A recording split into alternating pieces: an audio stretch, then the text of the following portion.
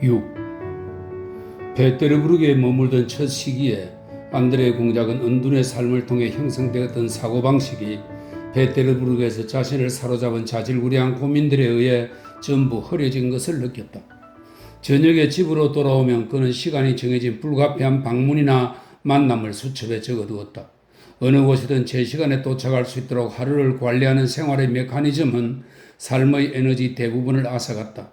그는 아무것도 하지 않았다. 아무 생각도 하지 않았고 생각할 겨를도 없었다. 말만 하고 다녔으며 전에 시골에서 생각할 시간이 있었던 것에 대해 성공적으로 말했다. 이따금 그는 같은 날 여러 모임에서 똑같은 말을 되풀이했던 일들을 불만스러운 심정으로 깨닫곤 했다. 하지만 그는 여러 날 온종일 너무나 바빠서 아무것도 하지 않았다는 것을 생각할 틈이 없었다. 코츠베이의 집에서 처음 만났을 때처럼 스페란스키는 그 다음 수요일에 볼콘스키를 맞아 오랫동안 얼굴을 맞대고 신뢰찬 말을 나눔으로써 안드레 공작에게 강렬한 인상을 안겼다. 안드레 공작은 수많은 사람들을 경멸스럽고 무가치한 존재로 여겨왔다. 그는 다른 사람들에게서 자신이 지향하던 완벽함의 살아있는 이상을 찾기를 간절히 원했다. 그는 그렇듯 완벽하게 이성적이고 덕망 있는 인간의 이상을 스페란스키에게서 찾았다고 쉽게 믿었다. 만약 스페란스키가 안드레이 공작과 똑같은 계급 출신이고 똑같은 교육을 받고 똑같은 정신적 습성을 갖춘 사람이었다면 볼콘스키는 영웅적 측면이 아닌 그의 나약한 인간적 측면을 이내 발견했을 것이다. 그러나 지금 그에게는 낯선 이 논리적인 사고방식은 완전히 이해되지 않는다는 바로 그 점 때문에 더더욱 그에게 존경을 불러일으키고 있었다. 게다가 스페란스키는 안드레이 공작의 능력을 높이 평가해서인지 아니면 그를 자기 편으로 끌어들일 필요가 있다고 생각해서인지 안드레이 공작 앞에서 특유의 편견 없고 침착한 이성으로 교태를 부렸고 자부심과 결합된 교묘한 아첨으로 안드레이 공작을 지켜 세웠다. 그 자부심은 자신과 더불어 상대가 다른 모든 사람들의 온갖 어리석음을 자신들의 생각이 지닌 합리성과 깊이를 이해할 유일한 사람임에 대한 무언의 인정을 의미했다. 수요일 저녁 그들 사이에 긴 대화가 오가는 동안 스페란스키는 자주 이런 말을 했다. 우리 사이에는 뿌리 깊은 습성의 일반적인 수준을 벗어나는 모든 것이 고려되지요. 혹은 미소를 머금은 채 하지만 우리는 늑대들도 배부르고 양들도 무사하기를 바라지요. 하기도 하고 또는 저들은 이것을 이해할 수 없습니다. 라고 말하기도 했다. 그리고 당신과 나, 우리는 누가 저들이고 누가 우리인지 압니다 하는 표정을 계속 지었다. 스페란스키와 나눈 이 최초의 긴 대화에는 안드레 공작의 내면에 스페란스키를 처음 보았을 때 느꼈던 감정을 한층 강하게 심어주었다. 그는 스페란스키에게서 힘과 끈기로 권력을 얻은 뒤 그것을 오직 러시아의 축복만을 위해 사용하는 인간의 이성적으로 엄정하게 사고하는 원대한 지성을 보았다. 안드레 공작의 눈에 비친 스페란스키는 삶의 모든 현상을 이성적으로 설명하는 이성적인 것만을 현실적인 것으로 인정하는 모든 것에 합리성의 척도를 적용하는 사람, 바로 그 자신이 너무도 되고 싶었던 그런 사람이었다. 스페란스키가 설명하면 모든 것이 너무도 단순하고 명확하게 밝혀져 안드레 공작은 자기도 모르게 모든 점에서 그와 동의하고 있었다. 만약 그가 이 일을 제기하고 논박했다면 그것은 단지 일부러 독립성을 지키고 싶어서 스페란스키의 견해에 완전히 종속되고 싶지는 않아서였다. 모든 것이 훌륭하고 모든 것이 좋았다. 다만 한 가지가 안드레 공작의 마음을 어지럽혔다. 그것은 자신의 마음속에 타인을 들이지 않는 거울처럼 차가운 스페란스키의 시선과 권력을 가진 사람들을 대할 때 대개 손을 보게 되듯이 안드레 공작이 무심결에 본 그의 하얗고 부드러운 손이었다. 거울 같은 시선과 부드러운 손은 무슨 까닭인지 안드레 공작에게 염증을 일으켰다. 스페란스키에게서 느낀 사람들에 대한 지나친 경멸과 그가 자신의 견해를 뒷받침하기 위해 끌어들이는 다양한 논정 방식이 안드레 공작에게 불쾌감을 안겼다. 스페란스키는 비교를 제외한 모든 가능한 사유의 도구를 사용했고 안드레 공작이 보기에는 지나치게 대담하게 이 도구에서 저 도구로 옮겨가곤 했다. 어떤 순간에는 실천적인 활동가의 관점에서 몽상가들을 비판하고 어떨 때는 풍자가의 관점에서 적수들을 냉소적으로 조롱하기도 했다. 엄격하게 논리적이 되는가 하면 갑자기 형이 상학적 영역으로 솟구쳐 오르기도 했다. 이 마지막 논정 도구를 그는 특히 자주 사용했다. 그는 문제를 형이 상학적의 높이로 격상시키고 공간과 시간과 사유의 정의로 옮겨가서는 거기서 반박을 끌어내며 다시 논쟁의 토대로 하강했다. 안드레 공작을 놀라게 한 스페란스키의 지성이 지닌 주요 특징은 대체로 이성의 힘과 합법칙성에 대한 흔들리지 않는 신념이었다. 어쨌든 생각하는 모든 것을 다 표현할 수는 없다는 안드레 공작의 머릿속에 흔히 떠오르는 상념이 스페란스키의 뇌리에는 결코 떠오를 수 없는 듯 했고, 내가 생각하는 모든 것, 내가 믿는 모든 것이 허황된 것이 아닐까 하는 의심도 결코 떠오른 적이 없는 것 같았다. 그리고 스페란스키의 그런 독특한 사고방식이 무엇보다 안드레 공작의 마음을 끌었다. 스페란스키와 친분을 나누던 처음 얼마 동안 안드레 공작은 언제나 보나파르트에 대해 품었던 것과 흡사한 열렬한 환희의 감정을 그에 대해 품었다. 스페란스키가 사제의 아들이었다는, 많은 사람들이 그랬듯이 어리석은 인간들이 그를 성직자의 아들이니 사제의 자식이니 하며 저속하게 경멸할 수 있었던 상황이 안드레 공작으로 하여금 스페란스키에 대한 자신의 감정을 특히 소중하게 대하고 자기 안에서 무의식적으로 더 키워나가게 만들었다. 볼콘스키가 스페란스키의 집에서 보낸 그 첫 번째 밤에 법전편찬위원회에 관해 열심히 이야기하던 끝에 스페란스키는 안드레 공작에게 법전위원회는 150년 동안 존재하면서 수백만 루블을 썼지만 아무것도 이룬 것이 없다고, 로젠캄프는 비교법의 모든 조항에 라벨을 붙였다고 냉소적으로 말했다. 그리고 그게 전부입니다. 그걸 위해 국가는 수백만 루블을 썼어요. 그가 말했다. 우리는 원로원에 새로운 사법권을 부여하기를 원합니다. 하지만 우리에겐 법이 없어요. 바로 그래서 공작, 지금 당신 같은 사람이 봉직하지 않는 것은 죄악입니다. 안드레 공작은 그러려면 법률적 교양이 필요한데 자신은 그것을 갖추지 못했다고 말했다. 그걸 갖추고 있는 사람은 아무도 없습니다. 그렇다면 당신이 원하는 게 도대체 뭡니까? 그건 힘써서 벗어나야 하는 악순환이에요. 일주일 후 안드레 공작은 군법제정위원회의 위원이 되었고 전혀 예기치 못했던 법전 편찬위원회 한 분과의 책임자가 되었다. 스페란스키의 요청에 따라 그는 편찬 중인 민법 제1부를 맡아 나폴레옹 법전과 유나티니아누스 법전의 도움으로 인권 항목을 편찬해 나갔다. 7. 두 해 전에 1808년에 영지를 돌아오고 베테르부르크로 돌아온 피에르는 뜻하지 않게 베테르부르크 프리메이슨의 지부장이 되었다. 그는 지부의 회식과 추도식을 거행했고 새 회원을 모집했으며 여러 지부를 통합하고 헌장 진본을 확보하는 데 관심을 쏟았다. 그는 회당 건축에 돈을 내놓았고 대부분의 회원들이 박하게 내거나 제때 내지 않던 기부금을 힘 닿는 한 채워 넣었다. 그는 교단이 베테르부르크에 세운 빈민원을 거의 혼자서 자기 자금으로 유지해 나갔다. 그 와중에도 그의 삶은 예전처럼 똑같은 오락과 방종 속에 흘러갔다.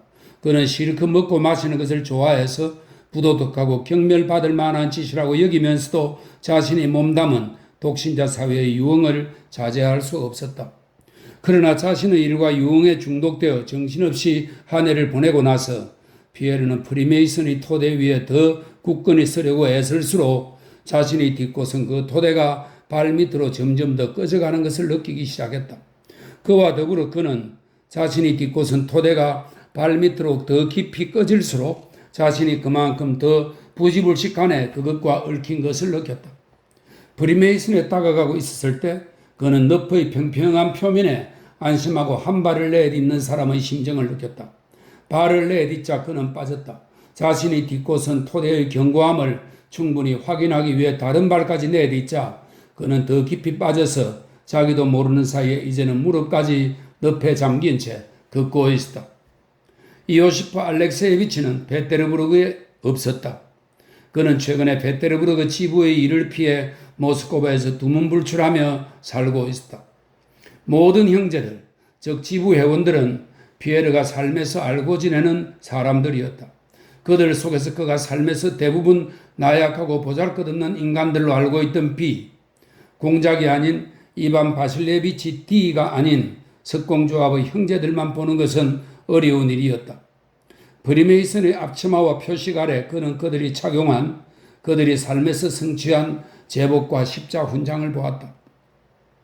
절반은 피에르와 같은 부자였던 10명의 회원에게서 기부금을 모으고 20루블, 30루블, 그것도 대부분 후불로 적힌 수익금을 계산하다가 종종 그는 각 형제는 자신의 전 재산을 이웃을 위해 내놓기로 약속했다는 브리메이슨의 맹세를 떠올렸고, 그러면 그가 펼치려고 애쓰던 의혹이 영혼 속에서 솟구치곤 했다. 피에르는 자신이 알고 있는 형제들을 네 부류로 구분하고 있었다.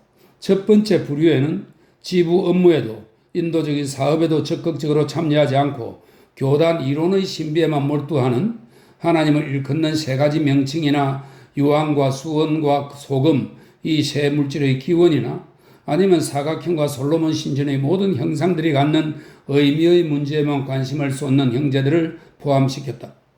피에르는 이 부류의 형제들을 존경했다. 대부분 나이 든 형제들이, 그리고 피에르의 견해로는 이오시프 알렉세예비치도 여기에 속했다. 하지만 그는 그들의 관심사를 공유하지 않았다. 그의 마음은 브리메이슨의 신비주의 측면으로 기울지 않았다. 두 번째 부류에는 자신을 비롯해 자신과 비슷한, 추구하며 동료하는, 브리메이슨 안에서 아직 올곧고 명료한 길을 찾지 못했지만 찾기를 바라고 있는 형제들을 포함시켰다. 피에르가 세 번째 부류에 포함시킨 형제들은 그들의 수가 가장 많았다. 그들은 프리메이슨 안에서 외적 형식과 외식 외에는 아무것도 보지 않는, 그 외적 형식의 내용과 의미는 신경 쓰지 않고 그것의 엄격한 수행을 중시하는 사람들이었다. 빌라르스키, 심지어 본부의 대수장조차도 그랬다. 마지막으로 네 번째 부류에는 다수의 형제들, 특히 최근에 공동체에 가입한 사람들이 속했다. 피에르가 관찰한 바에 따르면 그들은 아무것도 믿지 않고 그 무엇도 바라지 않고 지부에 아주 많았던 젊고 부유하고 인맥과 가문이 탄탄한 형제들과 그저 가까워지기 위해 들어온 사람들이었다. 피에르는 자신의 활동에 불만을 느끼고 있었다.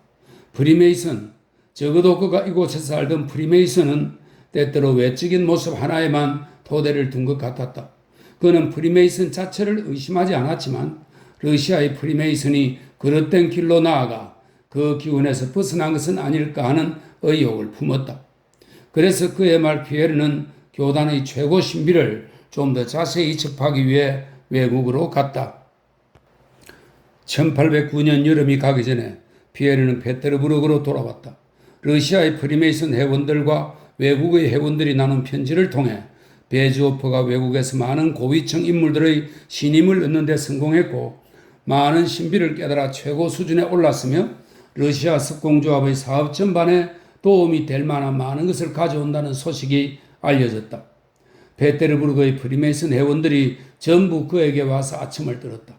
그들의 눈에 피에르는 무언가를 감추고 준비하는 것 같았다. 피에르가 교단의 최고 지도자들이 페테르부르크 형제들에게 전달하라고 한 것을 2급 지부에서 알리겠다고 약속하여 그곳에서 기념 집회가 열리기로 정해졌다. 집회는 만원이었다. 통상적인 의식 후에 피에르는 자리에서 일어나 연설을 시작했다. 사랑하는 형제들이여, 그는 한 손에 연설물 원고를 쥐고 얼굴을 붉히며 더듬더듬 입을 열었다. 지부 안에서 평온하게 우리의 신비를 지키고 있는 것으로는 불충분합니다. 행동할 필요가 있습니다. 우리는 미몽에 빠져 있습니다. 우리에게는 행동이 필요합니다. 피에르는 자신의 공책을 들고 읽기 시작했다. 순수한 진리를 전파하고 미덕의 승리를 안겨주기 위해 우리는 사람들을 편견으로부터 정화하고 시대정신에 부합하는 규범을 전파하고 젊은이들의 교육을 책임지고 당대의 지성들과 끊어지지 않는 끈으로 하나가 되고 담대하게 그리고 분별 있게 미신과 불신앙과 어리석음을 타파하고 우리에게 맡겨진 사람들을 목적의 단일성으로 서로 연결하는 권력과 힘을 가진 이들로 육성해야 합니다. 이 목적을 이루기 위해서는 미덕이 악덕보다 우위에 있도록 해야 합니다. 정직한 사람이 이 세상에서도 덕행에 대한 영원한 상을 받도록 애써야 합니다. 그러나 오늘날 너무 많은 정치 제도들이 우리의 이 원대한 계획을 방해하고 있습니다. 이런 상황에서 도대체 무엇을 해야 하겠습니까? 혁명을 도와 모든 것을 무너뜨리고 힘으로 힘을 몰아내야 합니까? 아니요. 우리는 그런 것과 아주 거리가 멉니다. 모든 강제적인 개혁은 비난받아 마땅합니다. 사람들이 지금의 모습 그대로 남아있는 한 그것은 악을 전혀 개선하지 못하기 때문이고 지혜는 폭력을 필요로 하지 않기 때문입니다. 교단의 모든 계획은 굳건하고 덕망 있는 그리고 신념, 어디에서든 온 힘을 다해 악덕과 어리석음을 억압하고 재능과 미덕을 보호하겠다는 이 신념의 단일성으로 결합된 사람들을 육성하는 것에 기초해야 합니다. 훌륭한 사람들을 쓰레기 더미에서 끌어내 우리 공동체에 들어오게 해야 합니다. 오직 그때야 우리 교단은 권력을 가지게 되어 무질서를 비호하는 자들의 두 손을 느끼지 못하게 결박하고 그들이 깨닫지 못하는 사이에 그들을 지배하게 될 것입니다. 한마디로 국민들의 유대를 깨뜨리지 않으면서 온 세상에 퍼져나갈 보편적인 지배적 통치 체제를 정립해야 합니다. 그런 통치 체제 아래 여타의 모든 지배 형태는 통상적인 방식으로 존속하며 우리 교단의 위대한 목적, 즉 악에 대한 선의 승리를 이루는데 방해되는 것만 아니면 무엇이든 할 수 있을 것입니다. 그리스도교 자체가 그러한 목적을 전제로 했습니다. 그리스도교는 사람들에게 지혜롭고 선한 자가 되라고 자신의 유익을 위해 가장 훌륭하고 가장 지혜로운 사람들의 본보기와 가르침을 따르라고 가르쳤습니다. 모든 것이 암흑에 잠겨있던 시절에는 설교 하나만으로 충분했습니다. 진리의 새로움이 진리에 특별한 힘을 부여했습니다. 그러나 오늘날 우리에게는 훨씬 더 강력한 수단이 요구됩니다. 이제는 자신의 감정에 지배받는 인간이 덕행 속에서 감성적인 매력을 발견해야 합니다. 정열을 근절할 수는 없습니다. 다만 우리는 그것이 고결한 목적을 향하도록 애써야 합니다. 그렇게 함으로써 저마다 선행의 범위 안에서 자신의 정열에 부응할 수 있도록 해야 하며 우리 교단이 그 수단을 제공해야 하는 것입니다. 각 나라에서 몇몇 훌륭한 사람이 우리 공동체 사람이 되기만 하면 그들이 저마다 다른 두 사람을 길러내고 그들 모두가 서로 긴밀히 연합할 것입니다. 그때는 인류의 안녕을 위해 이미 은밀히 많은 것을 해온 우리 교단에 모든 것이 가능해질 것입니다. 연설은 지부에 강한 인상을 주었을 뿐 아니라 동료도 나왔다. 그 연설에서 일루미나티 교회의 위험한 의도를 본 대부분의 형제들은 피에르를 놀라게 한 냉담한 태도로 그 연설을 받아들였다. 대수장이 피에르를 반박하기 시작했다. 피에르는 열렬하게 자신의 생각을 피력했다. 겉으로 격렬한 회의는 오랜만이었다. 파가 나뉘었다. 어떤 사람들은 피에르를 일루미나티라고 비판하며 비난했고 다른 사람들은 그를 지지했다. 그 집회에서 피에르는 어떠한 진리도 두 사람에게 똑같이 받아들여지지 않게 하는 인간 정신의 무한한 다양성에 처음으로 놀랐다. 그의 편에 선 것처럼 보이던 회원들조차 자기식으로 그를 이해하고 있었다. 그들이 가한 이런저런 제약과 수정에 피에르는 동의할 수 없었다. 피에르의 주된 욕구는 바로 자신의 생각을 자신이 이해한 그대로 다른 사람들에게 정확히 전하는 것이었기 때문이다. 집회가 끝날 무렵 대수장은 베즈오백의 악의와 야유를 담아 그의 격한 기질을 질책하며 단지 선행에 대한 사랑뿐 아니라 싸움에 대한 집착도 논쟁에서 그를 이끌었다고 지적했다. 피에르는 대꾸하지 않고 자신의 제안을 받아들일지 말지 짧게 물었다. 그럴 수 없다는 대답이 돌아왔다. 그러자 피에르는 통상적인 형식적 절차가 끝나기를 기다리지 않고 지부에서 나와 집으로 돌아갔다. 8. 피에르가 그토록 두려워하던 우울이 다시 그를 덮쳤다. 지부에서 연설을 한 후 사흘 동안 그는 집안 소파에 들어누워 누구도 맞아들이지 않고 아무데도 가지 않았다. 그 무렵 그는 아내로부터 편지를 받았다. 그녀는 그에게 만나달라고 애원하며 그로 인한 슬픔과 자기 평생을 그에게 바치고 싶다는 바람에 대했었다. 편지 말미에 그녀는 며칠 안에 외국에서 베테르부르크로 돌아갈 것이라고 알렸다. 편지에 이어 다른 사람들보다 피에르의 존경을 덜 받는 프리메이슨 형제들 가운데 한 사람이 피에르의 고독 속으로 뛰어들었다.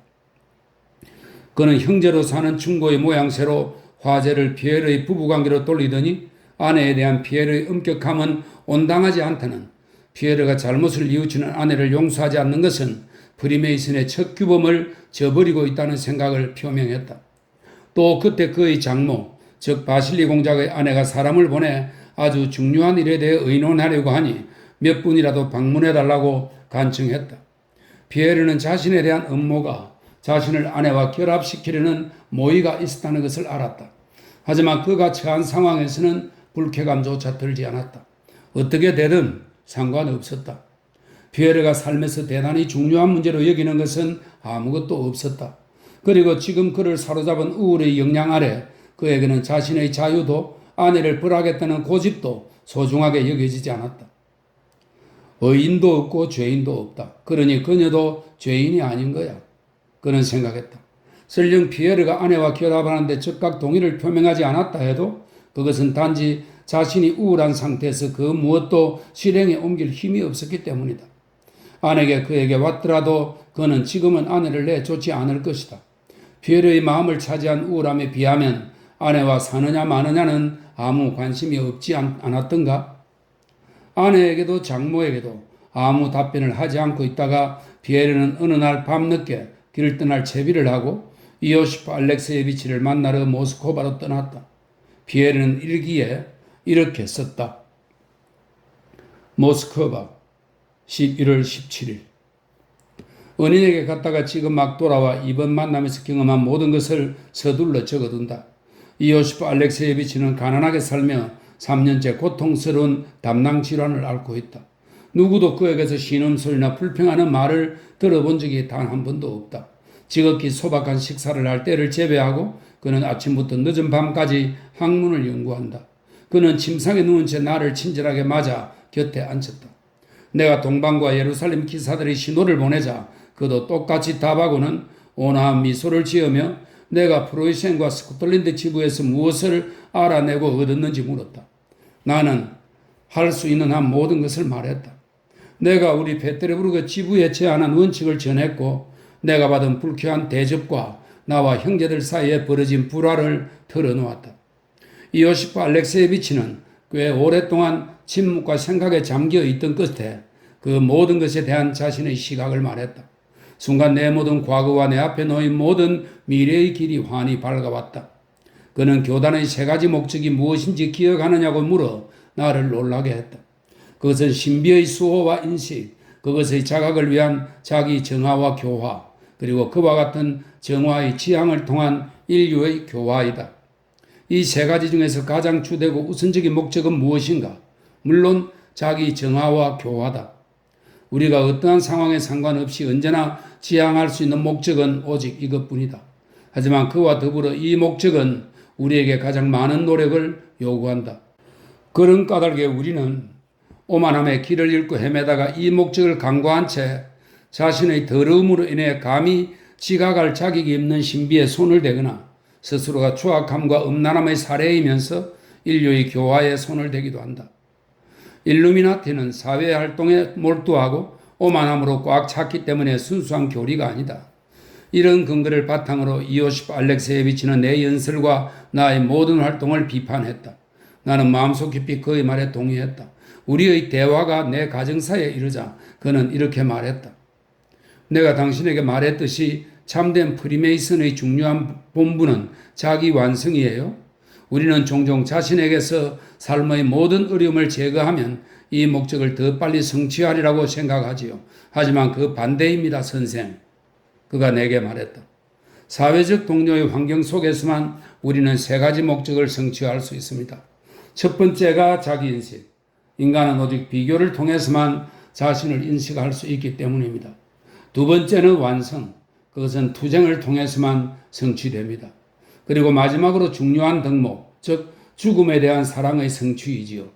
인생의 숱한 곡절만이 우리에게 삶의 허무함을 보여줄 수 있고 우리가 타고난 죽음에 대한 사랑이나 새 생명으로의 부활을 촉진할 수 있습니다. 이오시프 알렉세예비치가 견디기 힘든 육체적 고통에도 불구하고 결코 삶을 괴로워하지 않고 자신의 내적 인간이 너무나 깨끗하고 지고함에도 불구하고 자신이 아직 충분히 준비되지 않았다고 느끼는 죽음을 사랑하는 만큼 그 말은 더더욱 훌륭하다. 그런 다음 은희는 내게 우주의 위대한 사각형의 의미를 충분히 설명했고 숫자 3과 7이 만물의 기초임을 환기시켰다. 그는 베테르부르크 형제들과의 소통을 멀리하지 말라고 지부에서 이급직분만 맡아 형제들의 주의를 오만에 대한 집착에서 자기 인식과 완성의 참된 길로 돌리도록 노력하라고 조언했다. 그 밖에 개인적으로 나를 위해 무엇보다도 우선 스스로를 주시하라고 충고하며 그 목적을 위해 내가 지금 쓰고 있고 앞으로의 나의 모든 행동을 기록할 바로 이 공책을 주었다. 베테르부르크 11월 23일. 나는 다시 아내와 살고 있다. 장모가 눈물바람으로 내게 와서 엘렌이 여기 있다는, 그녀가 자기 말을 끝까지 들어달라고 내게 애원하고 있다는, 그녀에겐 죄가 없다는, 내가 그녀를 방치해서 그녀가 불행하다는 등의 말과 다른 말을 많이 했다. 나 스스로에게 그녀를 보는 것을 허용하기만 해도 내가 그녀의 바람을 더 이상 거부하지 못하리라는 것을 나는 알았다. 의심 속에서 나는 누구의 도움과 조언에 의지해야 할지 몰랐다. 은인이 이곳에 있다면 내게 말해 주었을 텐데 나는 내 방에 틀어박혀 이오시프 알렉세예비치의 편지들을 거듭 읽으며 그와의 대화를 떠올렸다. 그리고 그 모든 것으로부터 간청하는 자를 뿌리쳐서는 안 되고 모두에게, 하물며 나와 얽힌 사람에게는 더더욱 도움의 손길을 내밀어야 한다는, 자신의 십자가는 스스로 짊어져야 한다는 결론을 이끌어냈다. 그러나 내가 선을 위해 그녀를 용서하는 것이라면 그녀와 나의 결합은 정신적인 목적 하나만 띠도록 하자. 그렇게 나는 결심했고 이오시프 알렉세예비치에게도 그렇게 편지를 썼다. 나는 아내에게 옛일을 모두 잊어주길 부탁한다고, 내가 그녀에게 저질렀을지도 모를 잘못을 용서해 주기 바란다고, 나에게는 그녀를 용서할 것이 아무것도 없다고 말했다. 나는 그녀에게 이런 말을 할 수 있어 기뻤다. 그녀를 다시 보는 것이 내겐 얼마나 힘겨운 일이었는지 그녀가 모르게 하자. 나는 큰 집의 2층에 거처를 정하고 갱생의 행복한 기분을 맛보고 있다. 9. 늘 그렇듯 당시에도 상류사회는 궁정과 큰 무도회에 다 같이 모이면서도 저마다 나름의 미묘한 특색을 띠는 여러 모임으로 나뉘어 있었다. 그 중에서 가장 큰 모임은 류만체프 백작과 콜렌쿠르의 프랑스 모임인 나폴레옹 동맹이었다.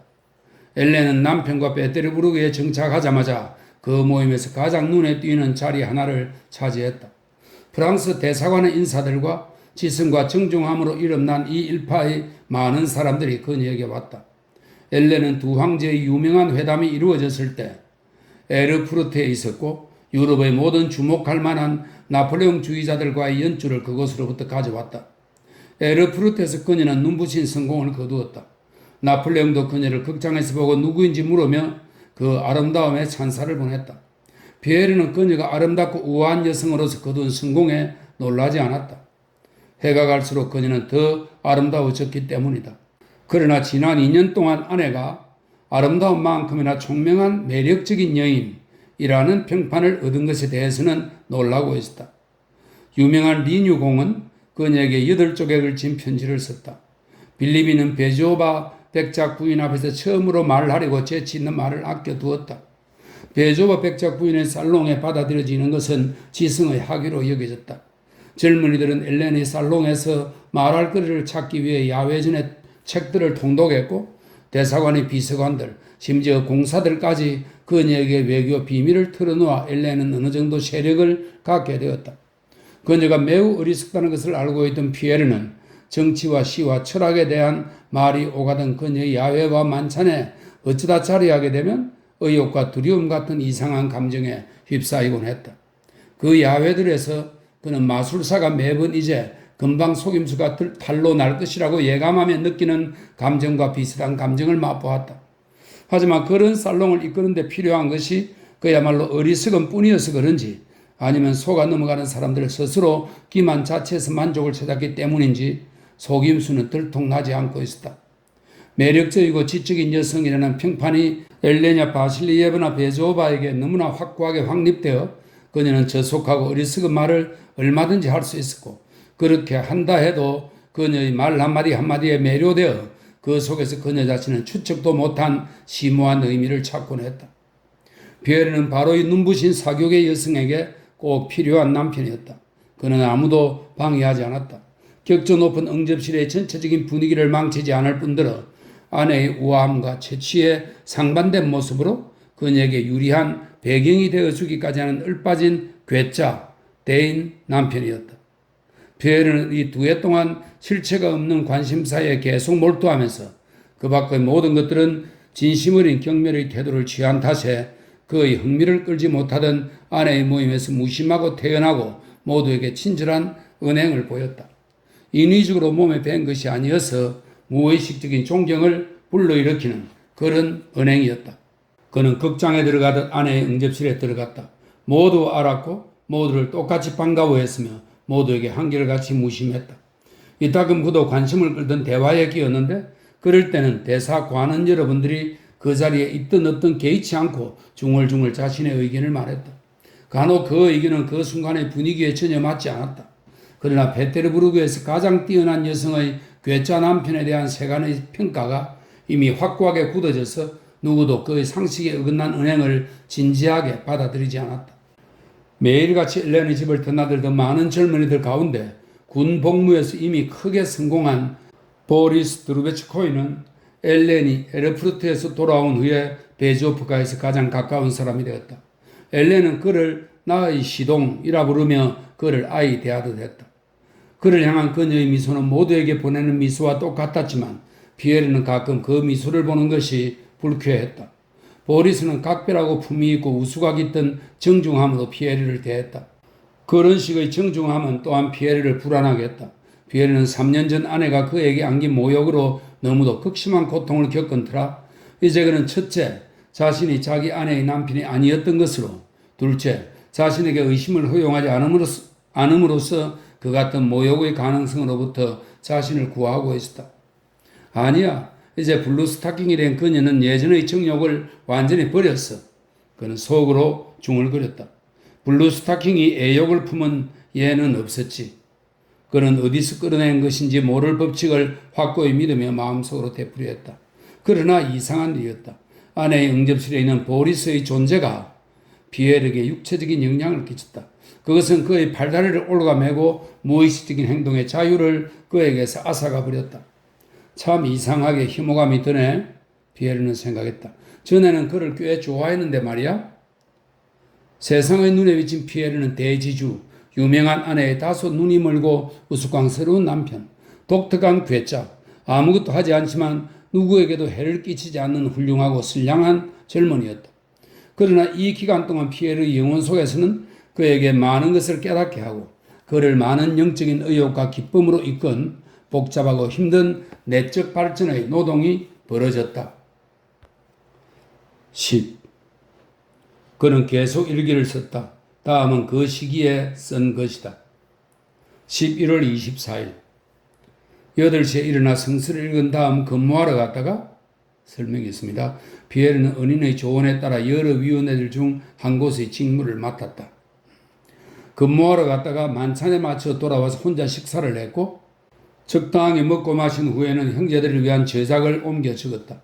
저녁 무렵 백작 부인에게 들러 비에 관한 우스꽝스러운 얘기를 해주었다. 모두가 큰 소리로 웃고 있을 때야 그런 짓을 하지 말았어야 했다는 생각이 들었다. 행복하고 편안한 기분으로 잠자리에 든다. 위대하신 주여, 당신의 길을 걷도록 나를 도우소서.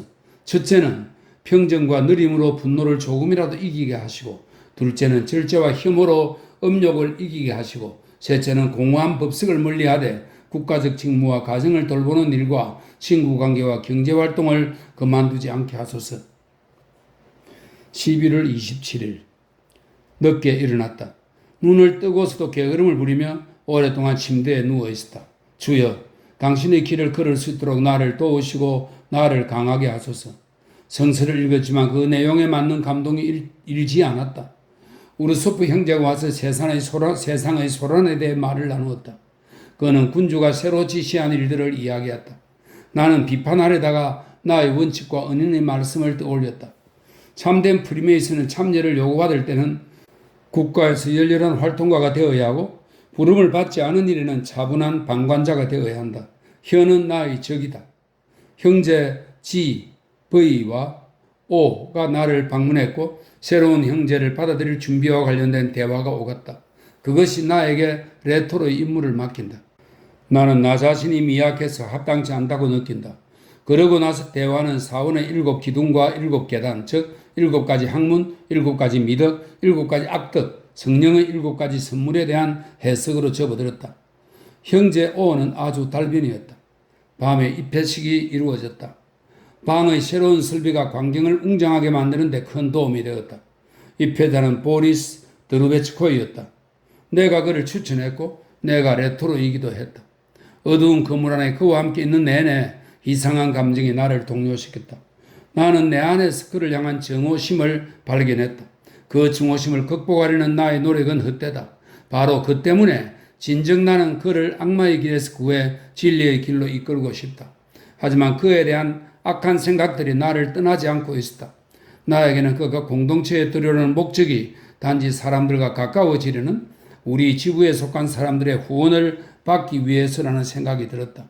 그가 우리 지부에 N과 S가 없는지 여러 차례 물었다는 근거 외에 내가 관찰한 바에 따르면 그가 우리의 신성한 교단에 존경을 느끼지 못하고 영적 인간의 개선을 바라기에는 지나치게 자신의 외적 인간에 골몰하고 만족하고 있다는 것.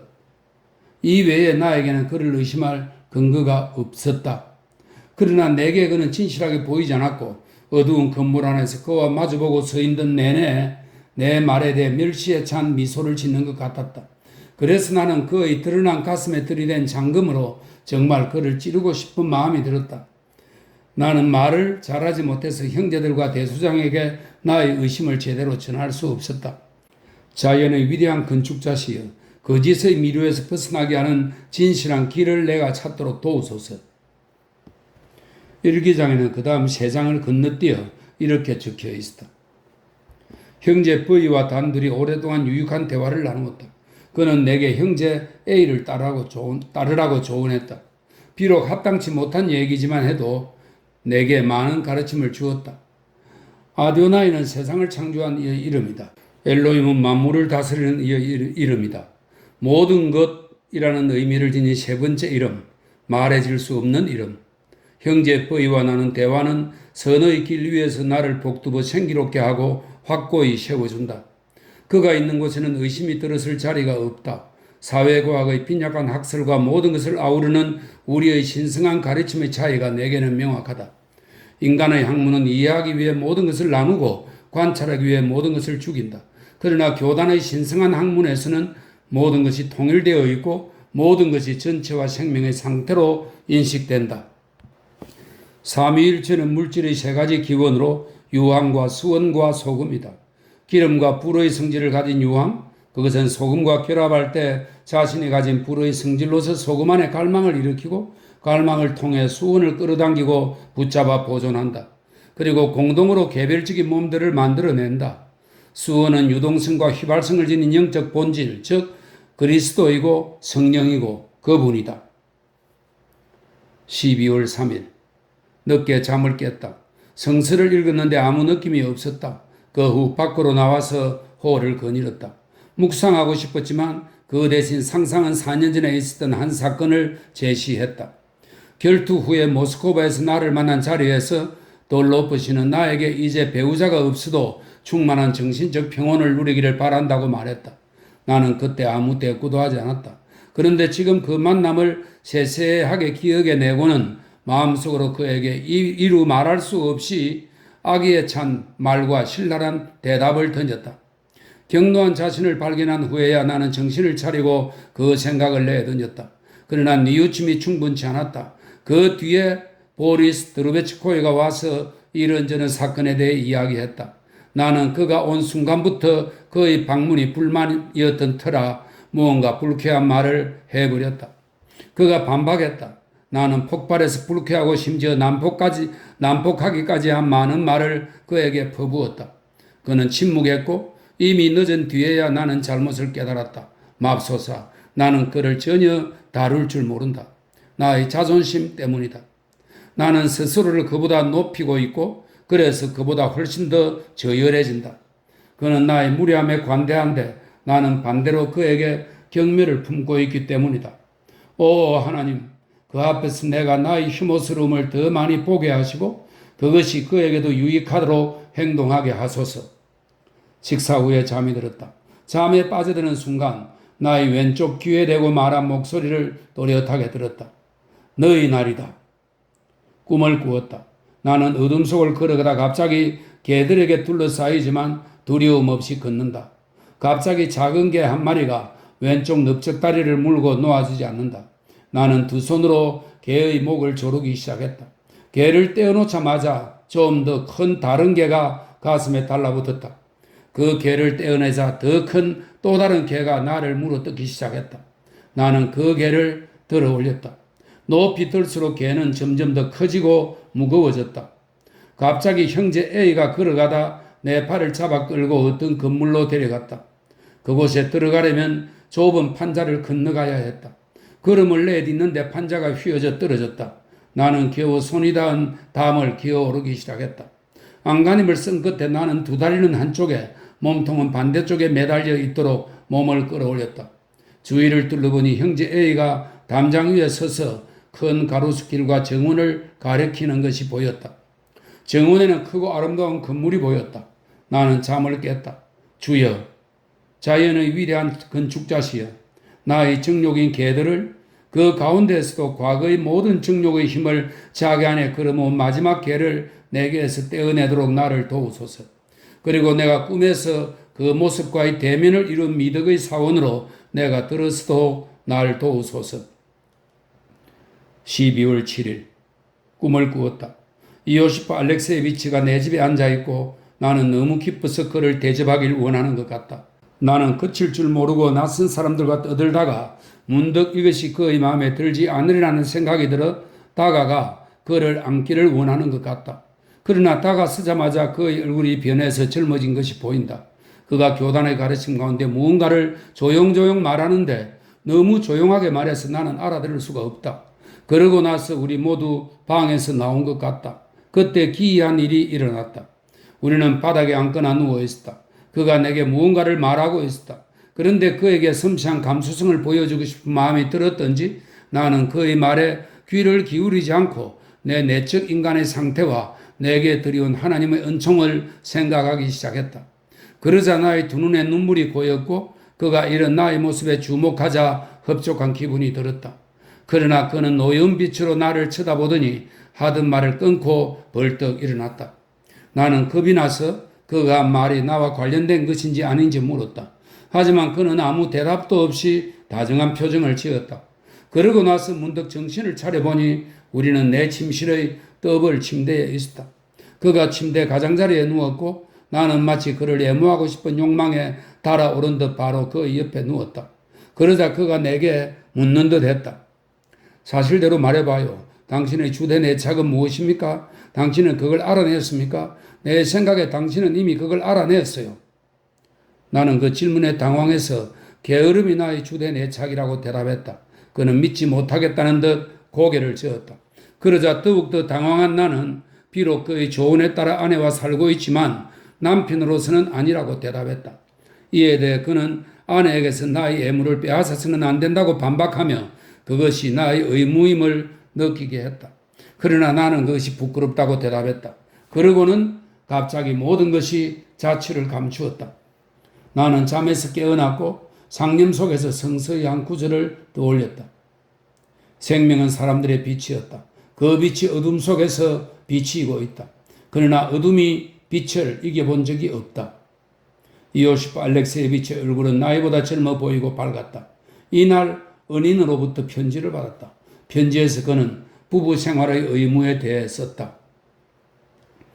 12월 9일 꿈을 꾸다 가슴이 두근대는 것을 느끼며 깼다.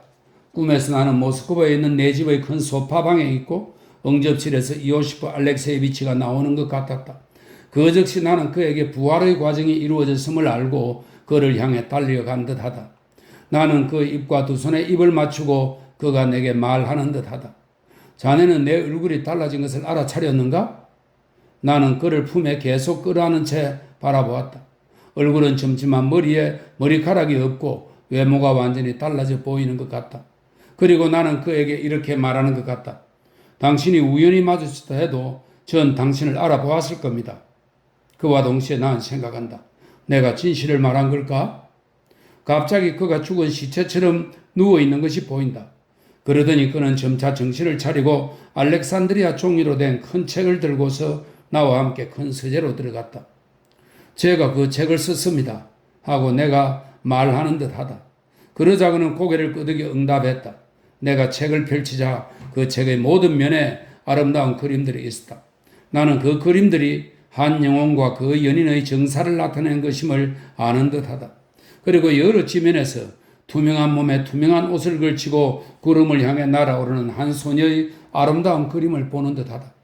나는 그 소녀가 다름 아닌 노래 중의 노래를 묘사한 것임을 아는 듯하다. 그리고 이 그림을 보며 나쁜 짓을 한다고 느끼면서도 그것들을 뿌리치지 못하는 듯하다. 주여, 나를 도우소서. 오 하나님, 이렇게 나를 내버려 두는 것이 당신이 행하시는 일이라면 당신의 뜻대로 이루어지이다. 그러나 만일 나 자신이 그 원인이라면 내가 무엇을 해야 할지 가르쳐 주소서.